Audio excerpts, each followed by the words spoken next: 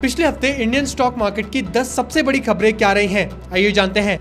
अनिल अंबानी एक और बड़ी मुश्किल में फंस गए हैं। ईडी ने इनके खिलाफ 3000 करोड़ रुपए के लोन फ्रॉड केस में लुकआउट नोटिस जारी कर दिया है। इसका मतलब है कि अगर अनिल अंबानी देश छोड़ने की कोशिश करते हैं तो अथॉरिटीज उन्हें रोक सकती हैं। ईडी ने अनिल अंबानी को 5 अगस्त को पूछताछ करने के लिए दिल्ली के ईडी ऑफिस बुलाया है। यहाँ पर उनसे मनी लॉन्ड्रिंग के मामले में सवाल जवाब किए जाएंगे। इन सबसे पहले ईडी ने इस केस में 24 जुलाई को एक बड़ी रेड की थी, जो लगातार 3 दिन तक चली थी। इस दौरान 35 जगह 50 कंपनीज के ऑफिस और 25 लोगों के घर को चेक किया गया था। रिपोर्ट्स का तो कहना है कि कंपनीज के सीनियर लोगों को भी ईडी ने पूछताछ के लिए बुलाया है। जेन स्ट्रीट अब इनकम टैक्स डिपार्टमेंट की इन्वेस्टिगेशन में कोऑपरेट नहीं कर रही है। सोर्सेज के अकॉर्डिंग जेन स्ट्रीट के सर्वर्स और अकाउंट बुक्स इंडिया के बाहर रखे गए हैं और इंडियन लॉ के हिसाब से इन्हें इंडिया में रखना चाहिए था। कंपनी का कहना है कि उनका सिर्फ एक छोटा स्टाफ इंडिया में काम करता है और वो लोग भी इन्वेस्टिगेशन में सही से मदद नहीं कर रहे हैं। दिक्कत ये आ रही है कि इनकम टैक्स ऑफिसर्स को तभी पता चलेगा कि जेन स्ट्रीट ने कुछ गलत किया है या नहीं, जब उन्हें इनके फाइनेंशियल ट्रांजैक्शंस और कंपनी का स्ट्रक्चर का पूरा डेटा मिल जाएगा। ये सारी बातें तब सामने आई जब इनकम टैक्स डिपार्टमेंट ने जेन स्ट्रीट के trading partner Nuvama wealth management के ऑफिस पर सर्वे किया। इस पर नुवामा वेल्थ ने स्टॉक एक्सचेंज फाइलिंग में कहा कि उनके रजिस्टर्ड ऑफिस पर इनकम टैक्स टीम सर्वे कर रही है, वो पूरी तरह कोऑपरेट कर रही है और जरूरी इन्फॉर्मेशन दे रही है।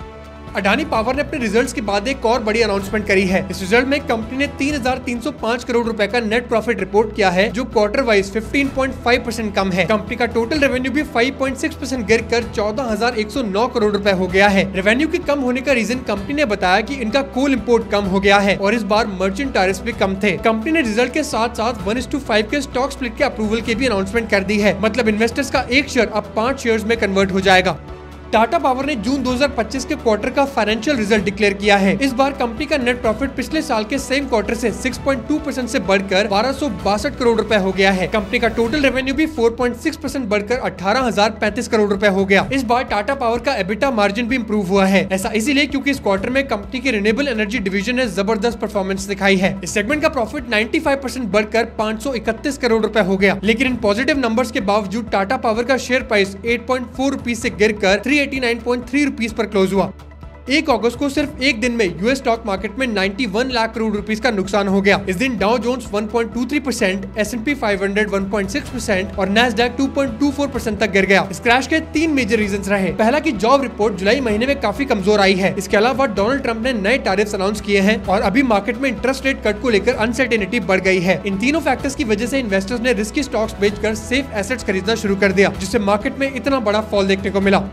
टाटा मोटर्स अपनी जैगुआर लैंड रोवर की डील से भी बड़ी डील करने वाली है। टाटा ग्रुप ने रिसेंटली अनाउंस किया है कि टाटा मोटर्स एक $4.5 बिलियन की डील में इटालियन ट्रक मेकर इवैको को अक्वायर करने वाले हैं। टाटा मोटर्स की ये acquisition deal Jaguar land rover की एक्विजिशन डील को भी पीछे छोड़ देगी, जिसकी वैल्यू $2.3 बिलियन थी। लेकिन इवैको की एक्विजिशन न्यूज के बाद 30 जुलाई को टाटा मोटर्स के शेयर्स में 4% की गिरावट आई। बेसिकली इन्वेस्टर्स इस एक्विजिशन से खुश नहीं है, क्योंकि एक्सपर्ट्स के अकॉर्डिंग इस डील से भले ही टाटा मोटर्स का रेवेन्यू बढ़ेगा, लेकिन प्रॉफिटेबिलिटी पर बुरा असर पड़ सकता है।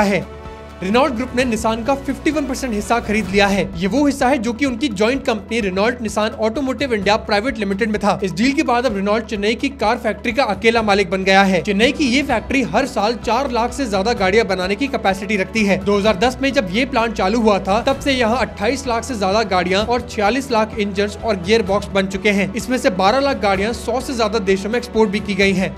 1 अगस्त से यूएस प्रेसिडेंट डोनाल्ड ट्रंप ने इंडिया से जाने वाले गुड्स पर 25% का नया टैरिफ लगा दिया है। इसका सीधा नुकसान इंडिया के कई बिजनेसेस को हो सकता है, जिसमें James, jewellery, pharma, textiles, electronics और ऑटो पार्ट बनाने वाली कंपनीज होंगी। अब इन कंपनीज के लिए अपना माल अमेरिका में बेचना महंगा और मुश्किल हो जाएगा। इस डिसीजन से इंडिया और यूएस के बीच होने वाले $129.2 बिलियन के बिजनेस पर भी असर पड़ सकता है। साथ ही डोनाल्ड ट्रंप ने धमकी दी है कि अगर इंडिया रशिया से एनर्जी लेना बंद नहीं करता तो इंडिया पर और भी पनिशमेंट्स लगाई जा सकती है।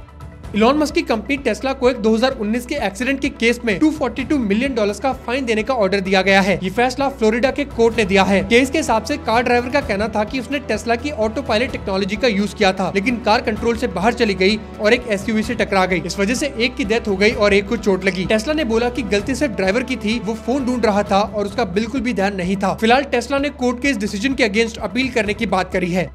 आरबीआई अपने अगले मॉनेटरी पॉलिसी कमेटी मीटिंग में रेपो रेट 25 बेसिस पॉइंट से कम कर सकता है, ऐसा एसबीआई को लगता है। ये स्टेप इसीलिए लिया जा सकता है क्योंकि आरबीआई क्रेडिट ग्रोथ को बूस्ट करना चाहती है ताकि दिवाली से पहले लोगों के लिए लोन लेना सस्ता हो जाए और डिमांड बढ़े। रिपोर्ट्स कहती है कि जब भी दिवाली से पहले रेट कट होता है तो फेस्टिवल के दौरान लोन लेने वाले लोगों की संख्या तेजी से बढ़ जाती है। इसीलिए अगर अब भी रेट कट किया जाए तो दिवाली पे लोग ज्यादा खर्च करेंगे, जिससे इकोनॉमी को बूस्ट मिलेगा। साथ ही रिपोर्ट ने ये भी कहा कि इन्फ्लेशन अब आरबीआई के टारगेट के अंदर आ चुका है, इसलिए अब और डिले करने का फायदा नहीं है। तो ये थी पिछले हफ्ते की इंडियन स्टॉक मार्केट की सबसे बड़ी खबरें। ऐसी ही हर वीक की बड़ी और इम्पोर्टेंट अपडेट्स के लिए सब्सक्राइब टू एएसएम इंडिया।